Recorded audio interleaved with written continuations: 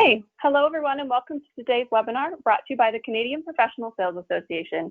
My name is Kate and I'll be your moderator. Please note that you've been placed on mute for the duration of this webinar. You may participate throughout and ask questions during the Q&A session at the end of the webinar using the Ask Question function in your GoToWebinar dashboard. Hosting today's webinar is Carrie Corderillo. Carrie is an experienced instructor and sales coach. She has spent over 20 years working in B2B sales and sales leadership roles. Carrie has led large-scale development initiatives to transform sales cultures, which have improved customer experience and sales achievement. Her previous experience includes management training, organizational development, product management, and human capital management consulting. Carrie holds a Master of Adult Education and also maintains her Ontario Certified Teaching designation. Now, without further ado, I'll hand it over to Carrie to get started. All right, thanks so much, Kate, and welcome everybody. Welcome to a really, hopefully a good session around coaching and what it means to coach your team from a sales leadership perspective.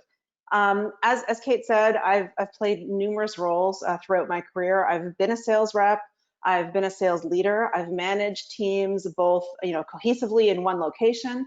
I've managed virtual teams that were all across the country. What I have found over the years is that coaching has become, or it continues to be, that critical activity that really enables success within my team. So, whenever we were struggling, the more coaching I did, the more coaching we instilled within the team, within the culture, the better the results. So hopefully that's something that we can instill over the next hour together.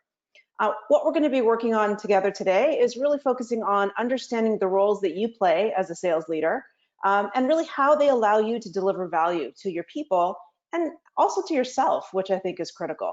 We're going to recognize the differences of intent between managing and coaching, and we're actually going to do a little bit more of a deep dive into a coaching model so that we can provide you with some best practices on coaching your team. And we'll even talk and engage you in some of the questions as you add those to the chat around what is it like now to coach, because I'm assuming that most of you are doing that virtually. So how do we actually engage our team remotely, and what will that look like moving forward? Just to let you know as well, this session is aligned to the CPSA Institute Competency Framework. And so if you are going towards your CSP or your CSL designation, this course will enable you to earn credits towards those designations. So let's first take a look at what do we mean by what does it take to be a successful sales manager?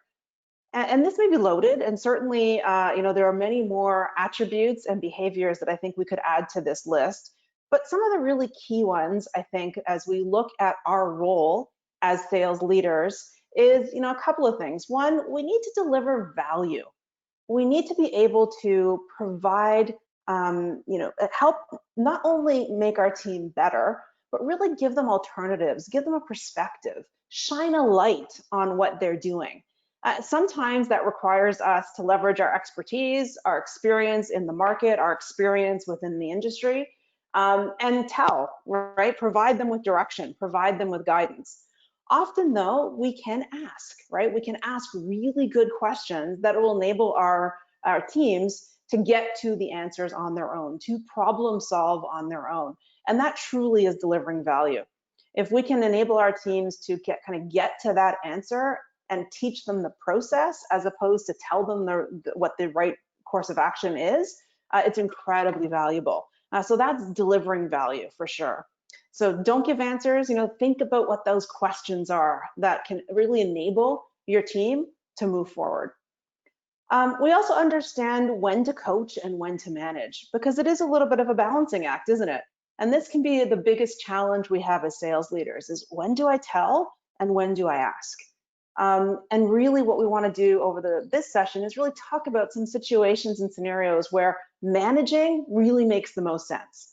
And that may depend on the situation. It may depend on the team member that's on your team and the outcome and the deliverables that you're expecting from them. And when is it appropriate to coach? And it's not either or, it's how do we actually pull both of these behaviors, both of these critical actions into the way we do business, into the way we interact with our team each and every day. And coaching really does need us to take on a coaching mindset. So coaching really requires an elevated level of trust between you and your team members. And that trust goes both ways. It always surprises me when a leader has a session with their employee and the leader, walks away thinking, wow, that was a really good coaching session. And the employee hadn't realized that they were being coached, right? So have we made it transparent? Have we truly, established and elevated that level of trust so that both the leader and the team member truly understands what the outcomes are going to be from a coaching engagement? And we're leveraging the coaching mindset to help us do that. So I think that's pretty critical. And then certainly, we have to base coaching on evidence. We don't coach on opinion or bias. We truly have to understand what's going on with the employee and what's going on in front of them. So we've got to go beyond the story, right? We've got to get to the truth of the situation. And whose truth, right? Not ours, but the employees themselves. This, I think, can be the biggest challenge when we look at coaching versus managing. With managing, we're very focused on the results, right? We know what the outcome is that we want to achieve, and we're trying to get our team there together, right, to achieve that outcome. With coaching, that goes out the window a little bit. We really have to kind of surrender the idea that there's a result that we want to achieve. And we have to let the coachee kind of lead that session and enable them to get to where they need to be. So it is a very different role for a sales leader to play, and sometimes it can be a difficult balancing act. So when I think of the three roles that really enable us to be effective as sales leaders, as sales managers, what comes to mind is these three in particular. We often have to play the role of the strategist, and we'll get into a little bit more detail about what each of these mean. We have to be that business market manager, and we often have to be the talent manager. So what do we mean by strategist? Well, this is perhaps where most of us are comfortable, right? Where we communicate the vision. We communicate the goals to our team. We share that big picture, and we communicate often to make sure they truly understand what that end result needs to be, right? So we want them to understand what that looks like, and so everything we do is driving towards those goals, those objectives. So the strategist has to communicate that vision. We also need to communicate that vision, but also balance short-term and long-term objectives. We want the teams to have some, short-term wins in order to enable their long-term goals, right? So we both need to look at what is the overall long-term objective for the team, what's our annual quota, as well as what are we doing this quarter, what are we doing this month, what are we doing with the opportunities this week. So balancing short and long-term goals is pretty key from a strategist perspective.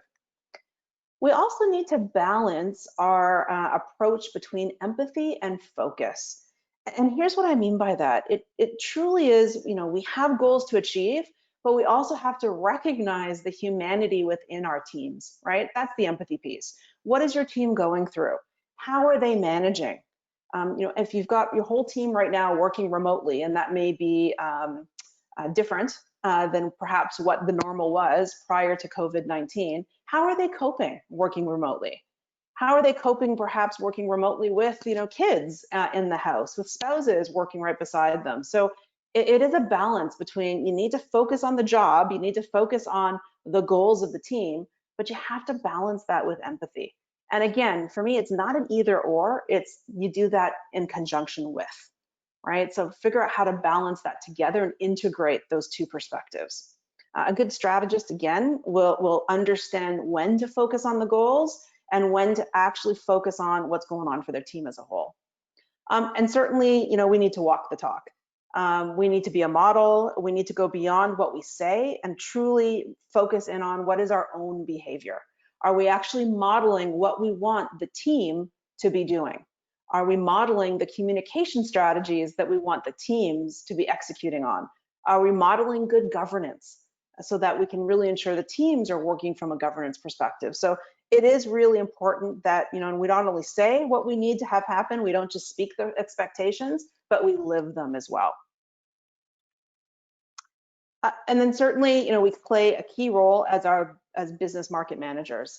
Often, sales leaders are comfortable with communicating the message, we are really comfortable with this because this is often about the numbers, right? This is where we plan, we manage, we build, we manage our business, we manage our portfolios, we focus on the outcome, we focus on the results, right? And we measure and track those metrics as a key part of our role.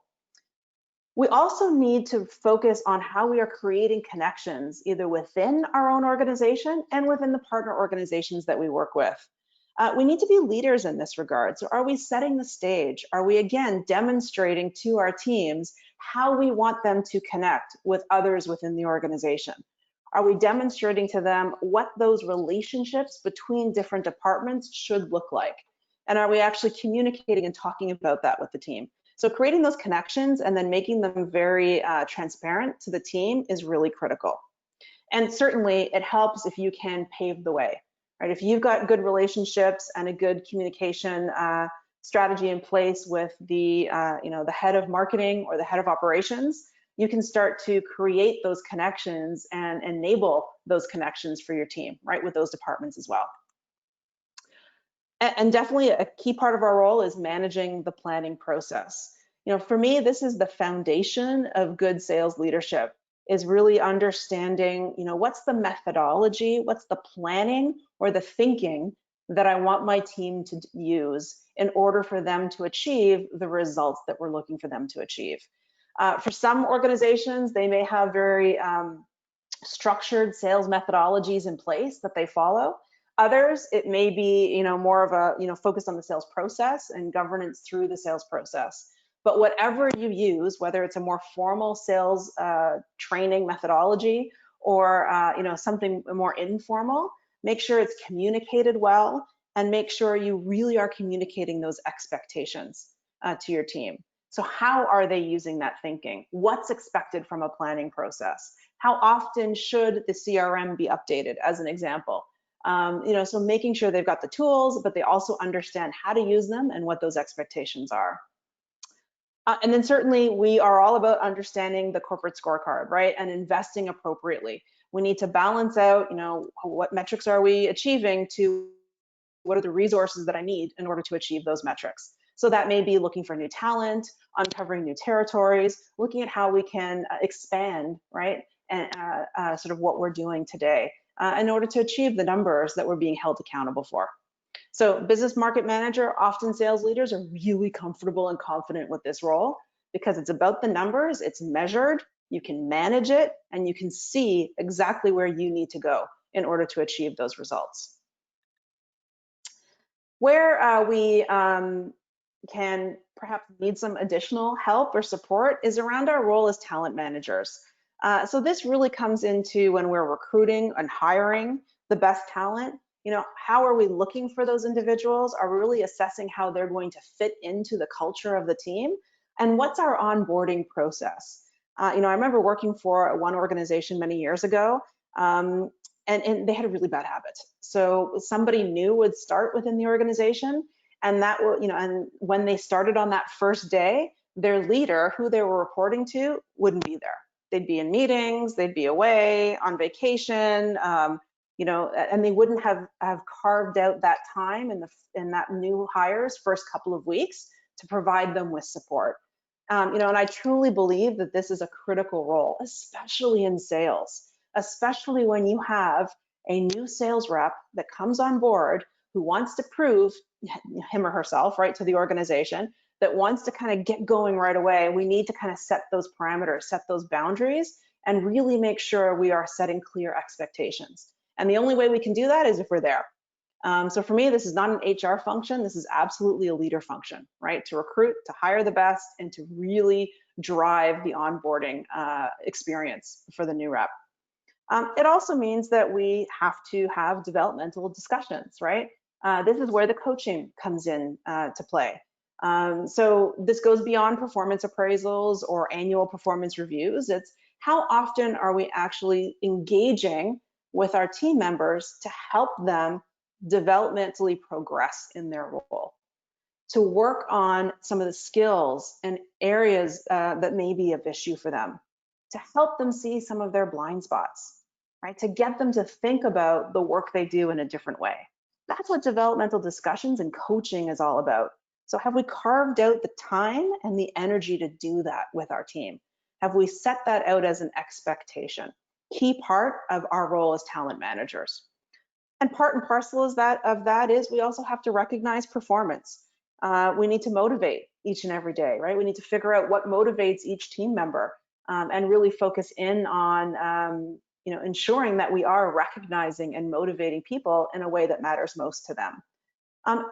And one of the things I often say to sales leaders that I work with is think about how you're recognizing not just the end result, but the process it took to get there. And often it's very easy for us to say, great, that was a win. We're going to recognize that win. Great, you met your numbers. We're going to recognize that. But think about what you can do to recognize the process, right? If someone had a big loss, what's the learning that came out of that? Could we even recognize that learning?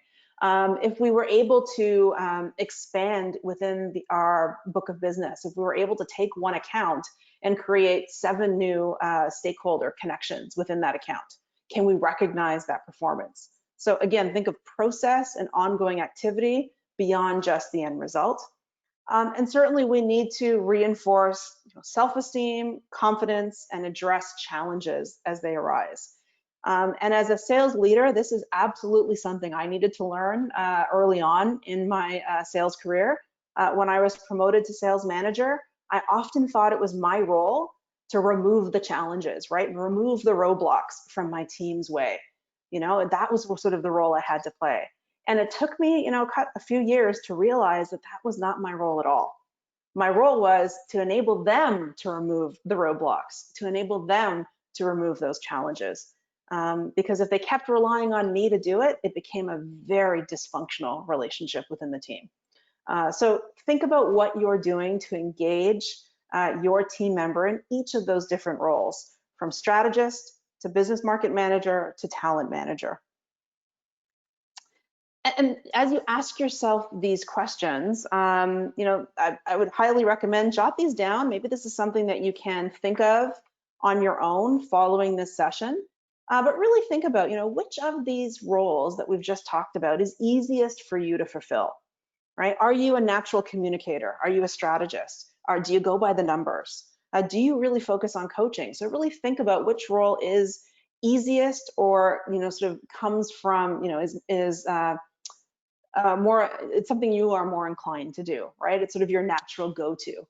And which one is most challenging? So how can you enhance what you're doing, that you're doing really well, but how can you also ensure that you're not missing any of those key roles? And then certainly which role provides the most value and to whom? And again, a little biased, I truly believe that that coaching component is so critical. And it's not just me, research tells us that coaching actually enables you to achieve the results that you're looking for, right? So a coaching enables outcomes. So if we can focus on our role as a coach, we really need to think about what's the value that we're providing to our team, and also what's the value that you're getting from coaching and from leveraging sort of that framework to help engage the team in a different way. And then lastly, how much time? Where do you spend your time? Where do you allocate your time? And how do we fit it in? And when we ask that question of ourselves, sort of another one sort of comes to mind for me, which is what gets in our way? We know coaching is important.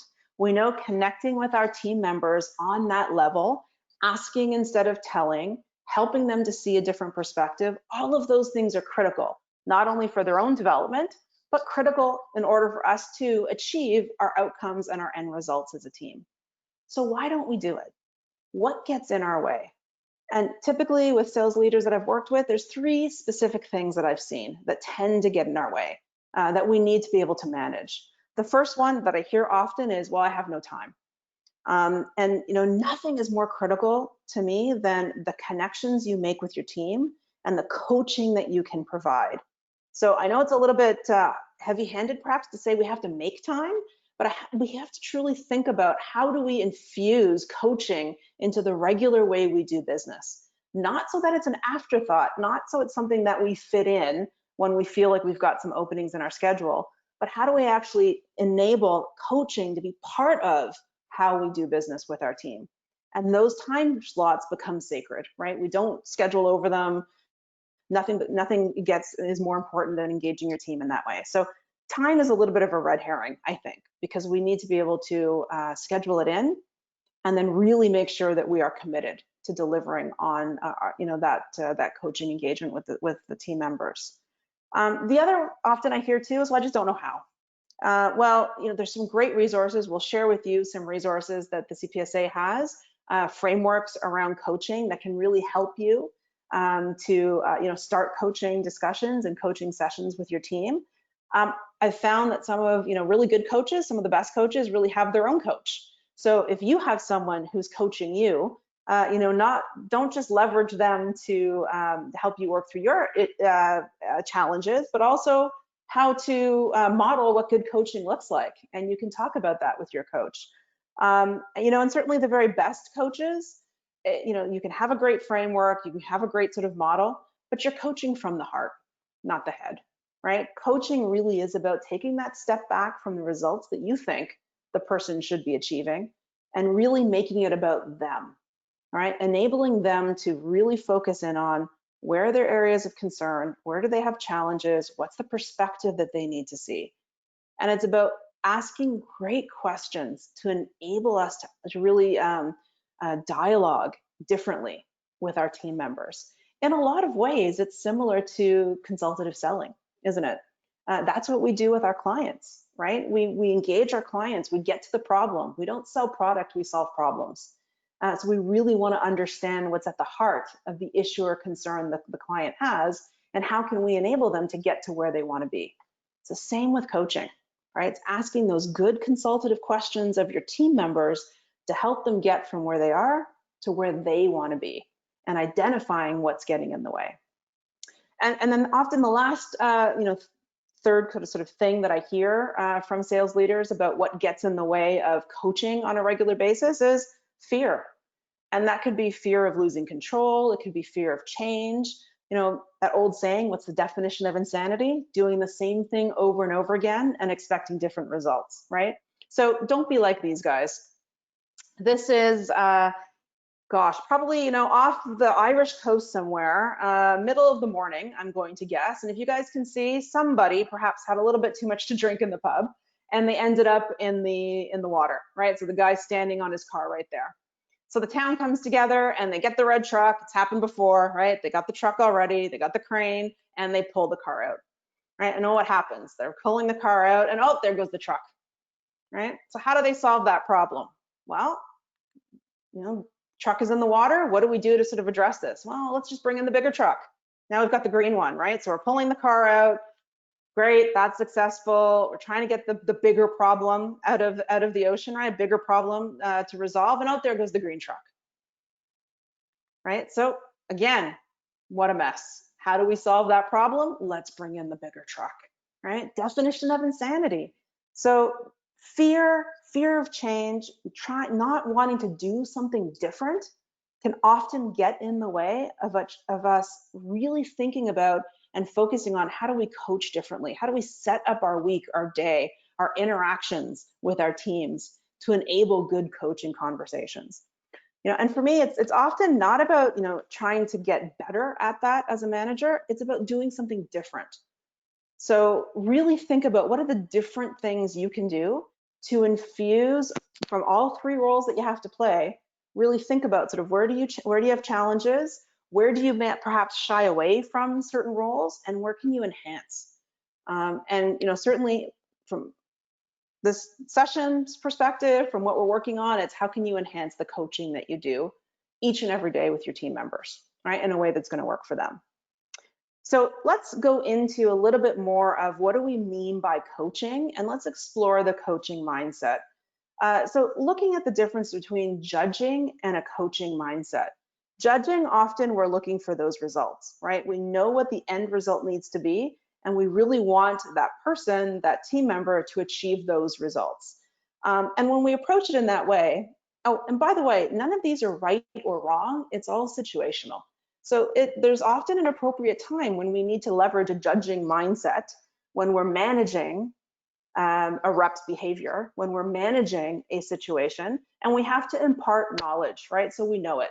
We're providing them with intel on how to do something. And sometimes that's absolutely appropriate and needed. Within a coaching mindset, though, it's less knowing and telling and more asking. It's really focusing more on the learner themselves. It's truly not about us, it's all about that team member.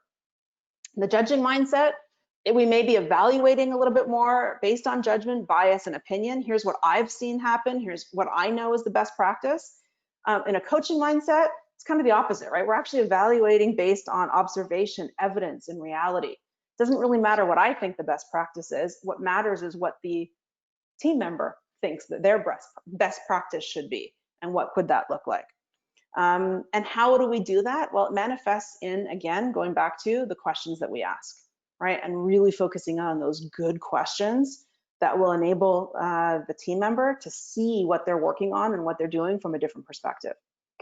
Judging mindset is often problem focused. We've got to figure out what the problem is. Coaching mindset, we've got to find a solution.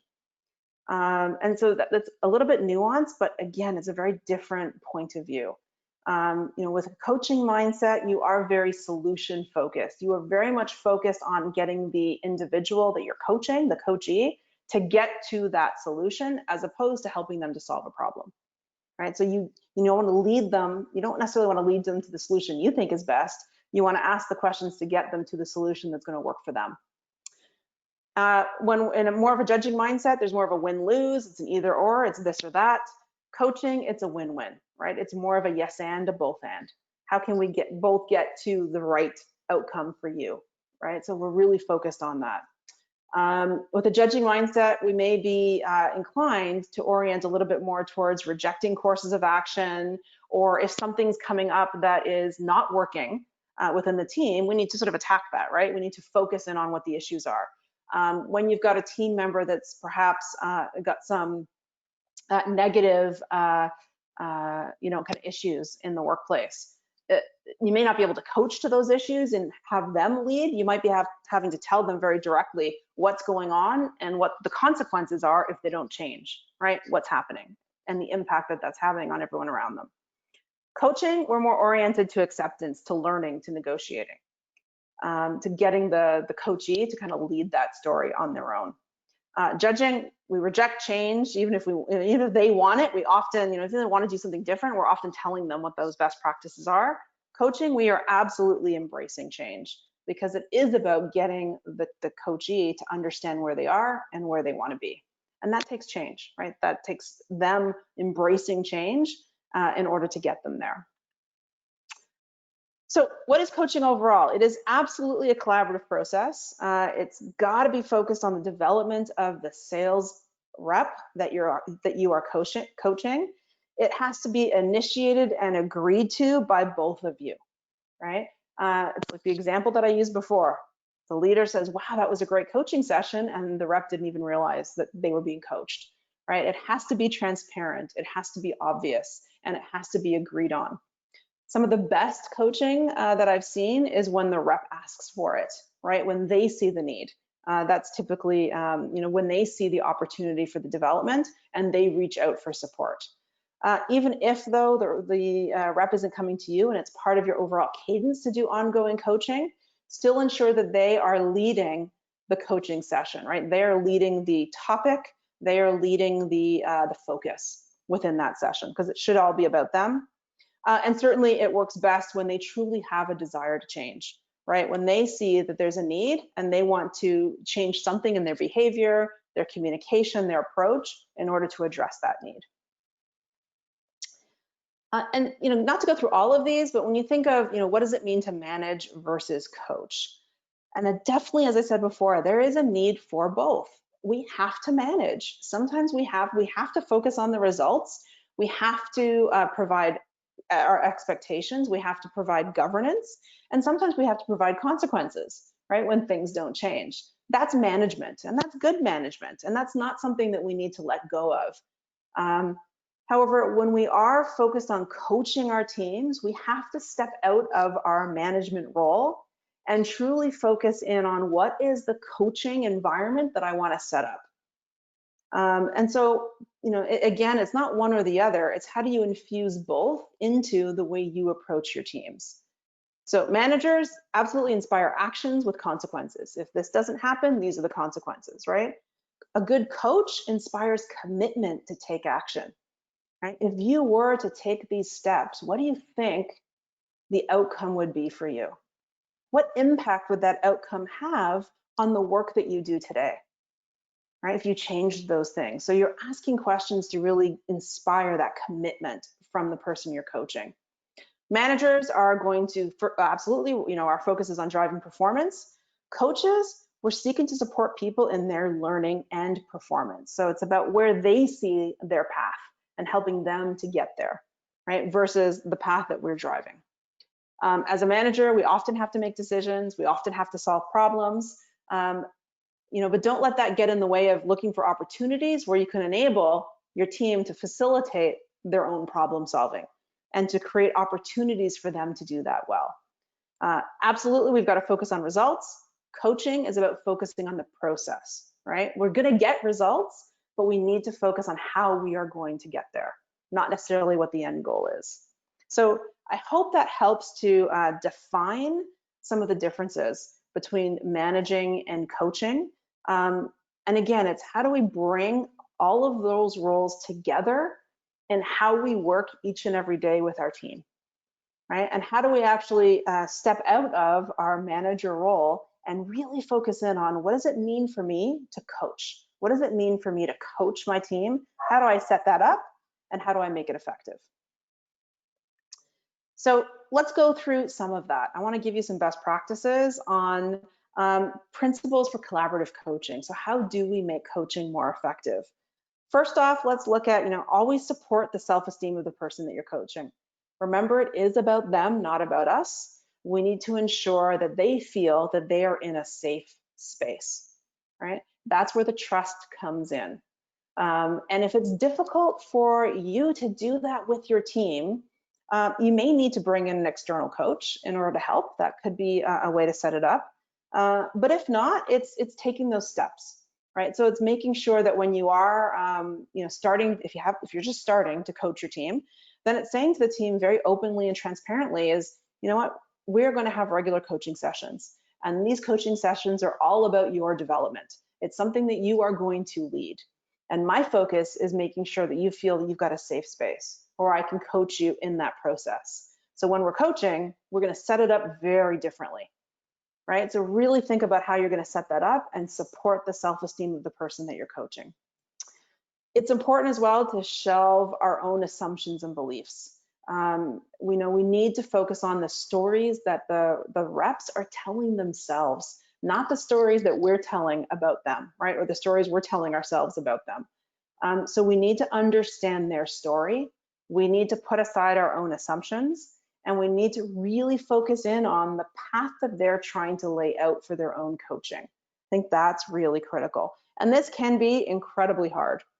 Some of the ways that you can help to kind of push those assumptions and beliefs aside is through, techniques like active listening, paraphrasing, making sure that the rep finishes speaking before we jump in with a question.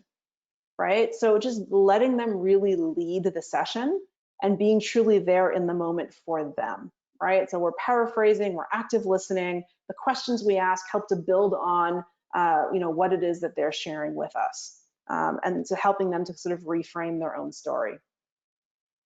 It is absolutely a two-way conversation. Coaching for sure is not a monologue, it's a dialogue.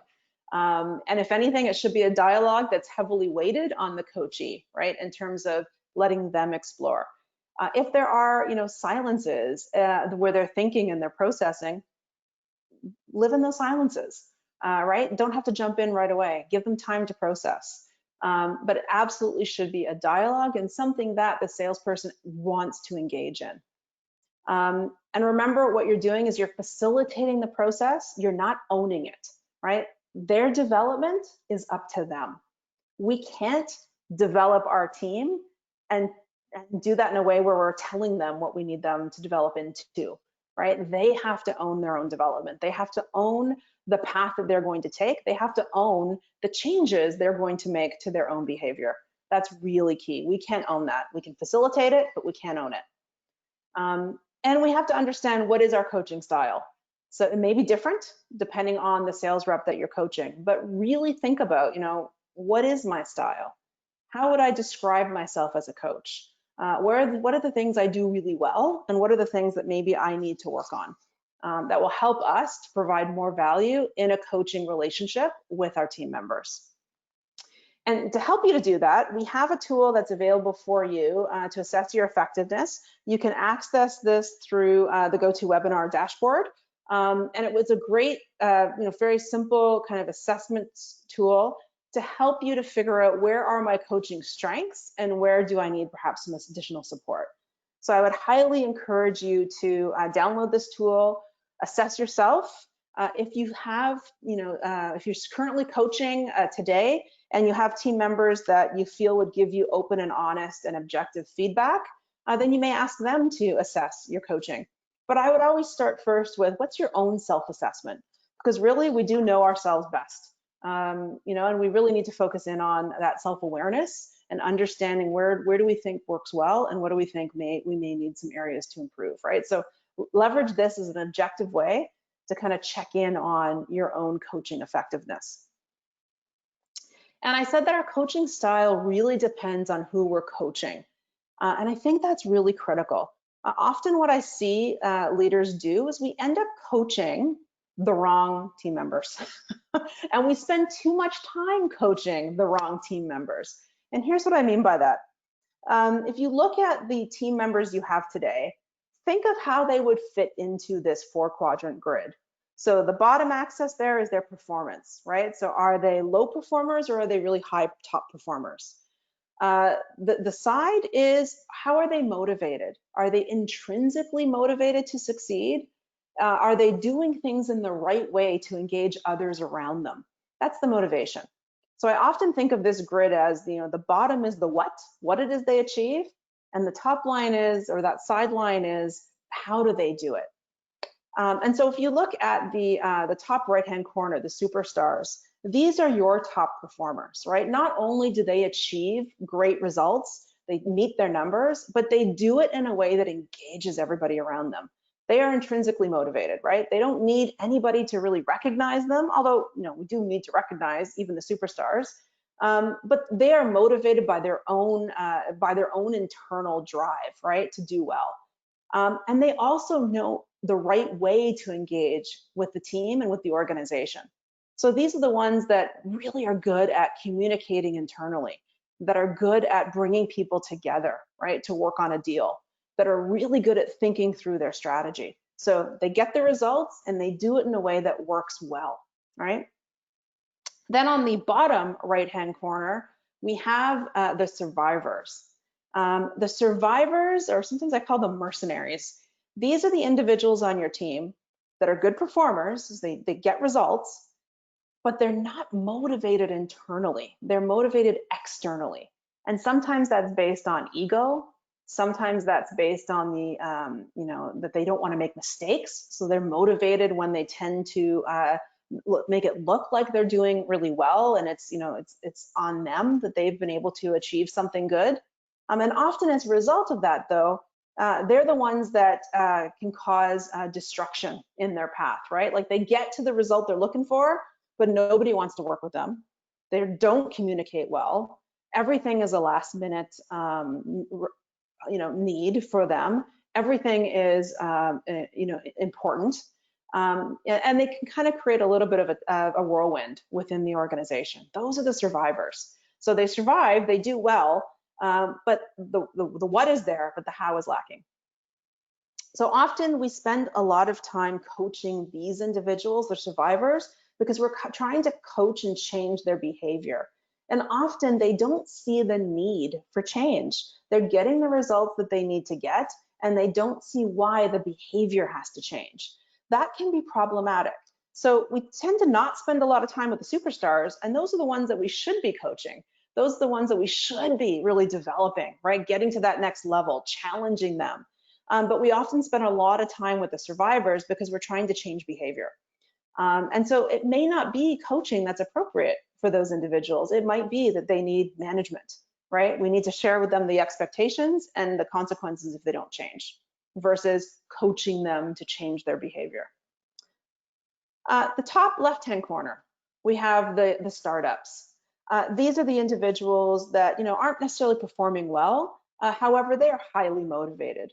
Often these are perhaps the newer reps on your team, the ones that have not been around long enough to prove themselves, that might have moved into a new role, inherited a new book of business, but they're highly motivated to achieve their goals. So these are also the group where we want to spend a lot of time with them, coaching them, developing them, and sometimes pairing them with somebody in that superstar quadrant who can be their coach. So not just us as the leader. Those are the individuals that we really want to focus on, right? And provide a lot of sort of coaching attention to, because we know that they've got all the right, components in place to succeed. Now it's just about helping them to get there, right? And then that bottom left-hand corner is the strugglers. The strugglers are, they're not performing well and they're not very motivated to do so. So often, when leaders are completing this grid and they have individuals in that struggler quadrant, often the question I ask is, why are they still there? And again, that could be for many reasons, right? That we see a glimmer of hope, or it could just be that we don't want to lose that head count. That could be another reason why we retain them. But we often also spend a lot of our time coaching strugglers. And again, they may not necessarily see the need for change. And so that can be a very difficult coaching environment, right? And very difficult to do. So for me, coaching really happens best when you are doing that sort of above that line for the startups and the superstars. Whereas managing to the consequences and ensuring that we stick to what those consequences are, is for the strugglers and the survivors. Now, it doesn't mean that you're not coaching all of these individuals in different ways, but think about where you're spending your time and who you're spending your time with. Who are we investing in? And really think about where that motivation comes from.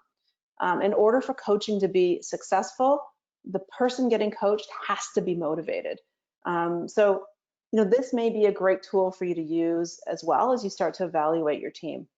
So this is available as a template. Again, you can download this from the GoToWebinar dashboard, but I'd highly recommend, on your own, don't share this with anybody, but on your own, take a moment and just think about and kind of document, where do you think your team members are? What quadrant are they in? How much time do you spend coaching those individuals? How much time do you spend managing those individuals? And where does most of your coaching fit? If you feel like you're struggling with coaching, below the line, that's those survivors and the strugglers, and not focusing on the superstars and the startups, think about how you can flip that model, right? What can you do differently? What's the difference in behavior? The difference in scheduling? The difference in what it is that you can do to change sort of what that looks like for you and for your team. Not only will that coaching connection be more beneficial and provide more value for your team, especially the superstars and the startups, is absolutely going to be more valuable for you. So first and foremost, assess and figure out where your team is, figure out what level of coaching they require. And then, give yourself a framework, give yourself some support in how you do coaching. If you're not familiar with this, the PACE coaching framework is a great framework that can help you to navigate sort of a coaching discussion. So the PACE framework is very simple. It really focuses in on looking at questions that will help us ask rather than tell, and hold the coachee accountable to sort of those deeper insights and to the plan that they want to execute on. So you think of the 4 stages of a coaching conversation. In the prepare stage, we're really focused in on what is happening. So we're asking questions to gather information, to gain insight.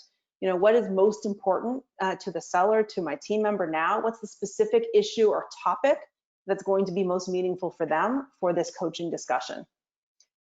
And then we need to focus on awareness. So what is it that they want, right? Through listening, through questioning, through feedback, we really help the seller to gain awareness of what's that issue If this is the topic they want to focus on, what's the real underlying issue of that within that topic?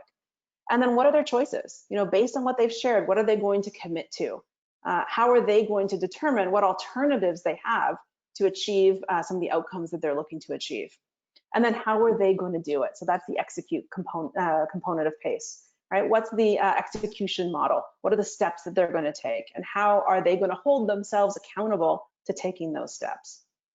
So the best thing that we can do as sales leaders is to ask really good questions throughout each of these stages to really get at the heart of our seller's story. So when we're really focusing in on that really understanding what's happening and what the key issues are, is focus on asking questions like, what is your current situation? What's important for you? And my favorite, which I ask often, is, and how do you feel about that? It's not just what you think about it, but how do you feel? How does that make you feel? It's amazing how asking a feeling question can get to the heart of an issue very quickly, right? So we want to understand what's happening. We want to understand what it is that the individual wants, right? And what the issue is. Then we want to look at what options do they believe are available to them. And this is where powerful coaching questions can be so valuable because they can help, the questions we ask can really help to shine a light on other options that may be available to our rep that they didn't think of themselves or they hadn't thought of in that way. So asking questions like, well, what do you think would be available to you? Or if you could change that, how would that open up a new option for you? And what are the pros and cons of each option? What's getting in the way? Great question, right? So really helping them to identify the roadblocks and the pathways that they can take. And then the execute is, okay, great, you've uncovered some options. What are the next steps? What are you going to do to hold yourself accountable? And what's the level of commitment that you're going to make? How often, when, with who? So that you have a really good understanding, or they do, of how they're going to move their own commitments forward, right? And again, this is about them. So it's about them owning that plan. And then in subsequent coaching sessions, we can check in. How did that go? Did you do what you said you're going to do? What happened when you initiated that step, right? And enabling them, to really own the outcomes that they achieve. So continuing to, as we go through this model, think about the different roles that you play. Think about when you coach and who you're coaching, and what's the model or framework that you use to really help you coach effectively. What are some of those questions that we can ask to really ensure that we are helping to facilitate a really valuable coaching process? So, think about what are some of those sample coaching questions that you find helpful. Write them down, jot them down for yourself, right? And then start building on those. So create a coaching question library for yourself that will enable you to really pull in, go into your toolbox and pull out the questions that are really going to help you to achieve success for you and for the rep. So if this is an ongoing coaching session, you're always going to want to go back and reflect on what happened since the last session, right? So if this is a weekly occurrence, what happened last week? What's going to happen this week? How is that going to set you up for success next week? How is that going to enable to achieve the long-term goal that you've set for yourself? So really think about what those questions are and how are you enabling your team member to reflect, to review, and to engage, right? So they're really focused in on what they need to do to make that change happen. Another template that's available to you is the PACE coaching template. So that is also downloadable for you. Again, if you don't have your own kind of structure or framework for coaching, this can be a great model to really help you to focus in on the areas of concern. And certainly lastly, just want to highlight, this is small, but it's so critically important, is think about not just what you're coaching to, but the environment in which you're coaching in.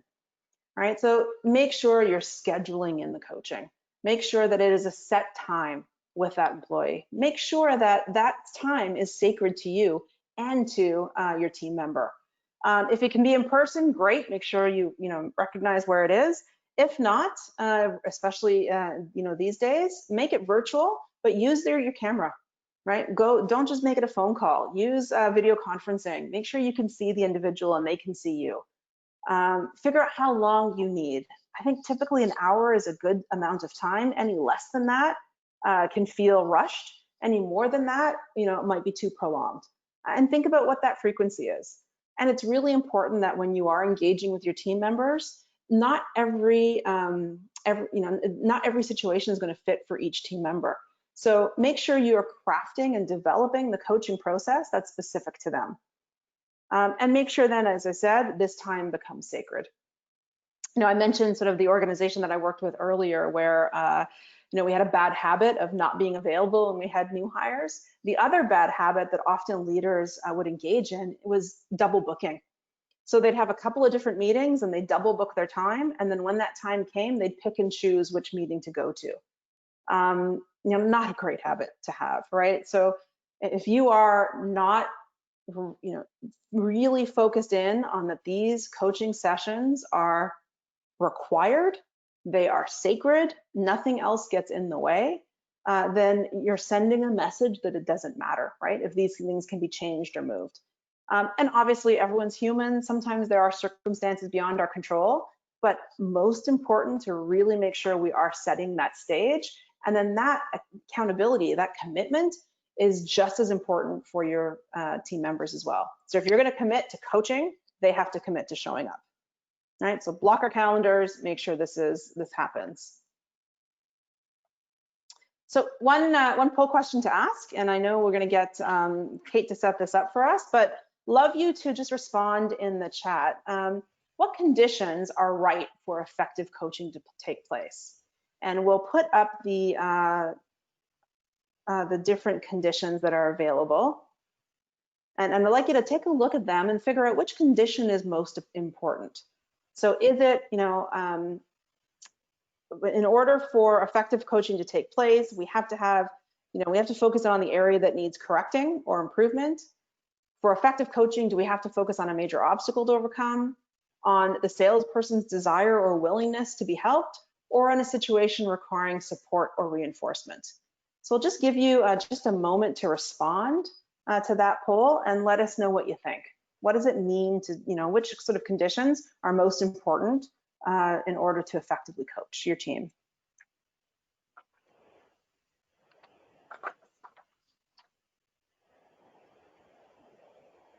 And I'll just leave the poll open for a couple more moments here.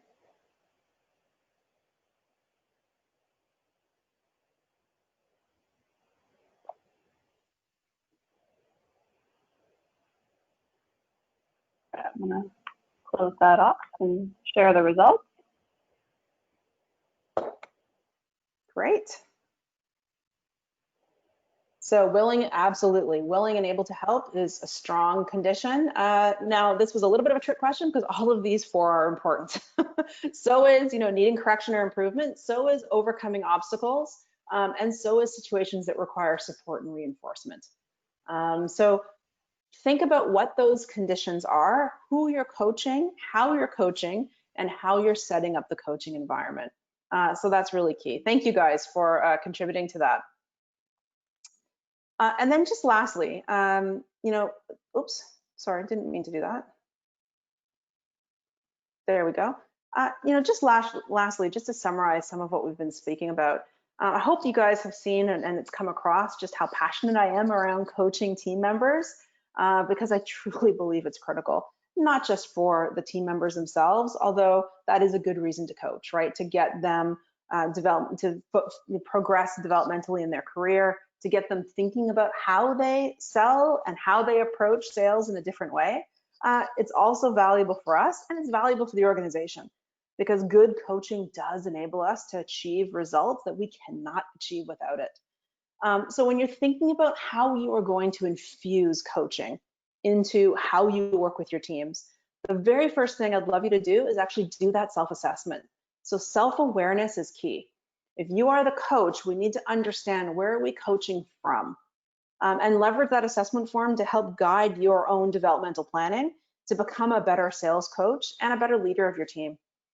If you need a framework like PACE, and often a framework is incredibly valuable to help us frame and make sure that we're focused during the coaching conversation, then leverage that. There's some great tools out there. As I said, PACE is one that I certainly believe is very helpful, but it does help us to focus in on the asking rather than telling, to craft those good questions, to enable us to really follow through on our sales rep story so that they can get deeper insight and they can really come up with a plan to execute on the things they need to do to improve and to develop.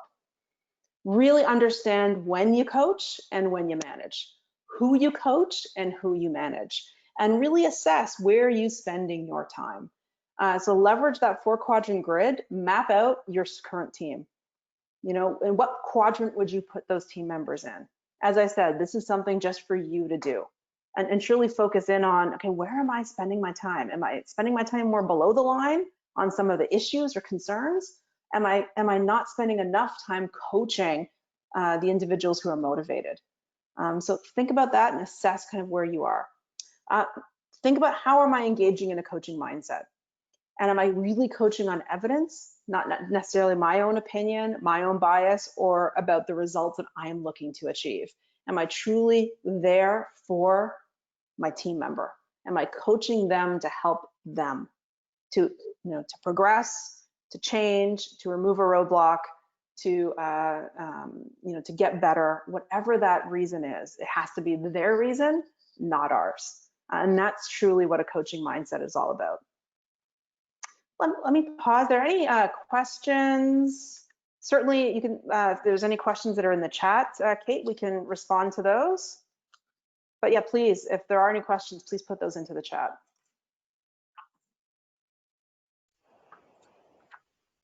I'll just give it a moment and see if any come in, but we did have a couple say that they really enjoyed the session. So thank you, Carrie. Oh, thank you so much. Yeah, it's, again, now more than ever, I think coaching is critical as a sales leader. And it's not something that we are necessarily good at, right? Often we move into a sales leadership role because we are top performers, because we are intrinsically motivated, because we've demonstrated our ability to achieve. And just to share one story with you. I remember one comment that a sales rep that was on my team made to me when I was first kind of moved into a management role. And one of the things he said to me is, well, Carrie, you kind of make this look easy, so it doesn't help. And all I thought was, that's not what I'm trying to do. I'm not trying to make this look easy and to take over and to just tell you what to do. So that really changed my focus because I was often telling versus asking. I was often saying, well, here's the right way versus what's your way. So it's not about making it look easy, right? This stuff is not easy. It's not easy for us and it's not easy for a team. Coaching enables us to really get to the heart of what our team members think and feel. And it helps them to really map out their own development, which I think is critical. And that's what's going to get us results, right? In the end, that's the process. If we really focus on that, we are going to achieve, we're going to blow targets out of the water. We're going to achieve results that we hadn't thought possible. Sorry, I'll pause there. Kate, was there a question from the team? Yeah, so Mike has in and said, how do you deal with underperformance if there is no motivation?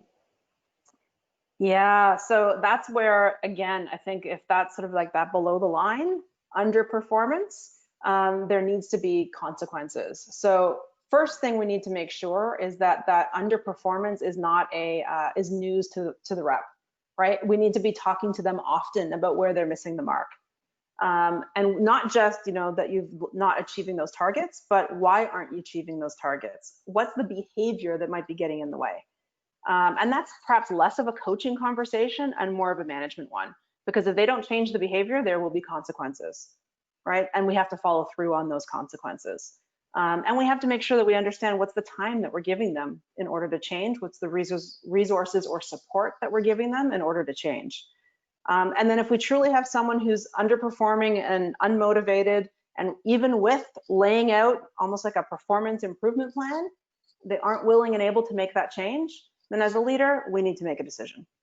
And as I said, again, often we keep strugglers in our team because we may be, really holding on to that, oh, I think I can turn them around. Or we see it as a failure of our leadership if we've got people who are underperforming, and that's not true. You got to do whatever you can to set out the expectations, but it is up to them. So, why are they still there? if that's the case. So we need to make some hard decisions once they've gone through that type of improvement plan. Hope that's helpful, Mike. Yeah. Anything else, Kate, from the team? I know we're at the top of the hour, but maybe we'll just have one more quick question here. Okay. Tracy wrote in and said, when a client has a certain parameter they'd like the sales staff to follow, how do you recommend coaching from that standpoint? Oh, it's a good question. So if it is a certain parameter or expectation that the customer has set out, then I think it is really important to talk to your rep about why meeting that expectation or parameter is so important. And it also means that they should be asking the customer that question. Why, why is this something that's important? Why is this important for your business? What's the impact if we don't meet this parameter? What's the payback if we do?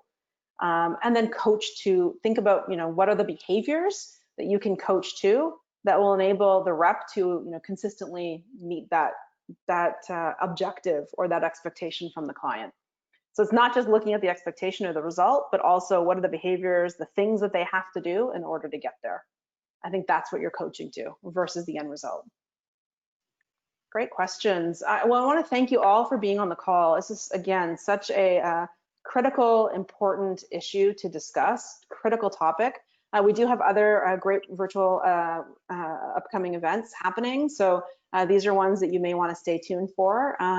And again, please reach out to me on LinkedIn. If anyone has any questions, don't hesitate to connect. That's awesome. Thank you so much, Carrie. On behalf of the CPSA, we're so glad to have you, and we've learned so much today. And of course, thank you to our audience for attending.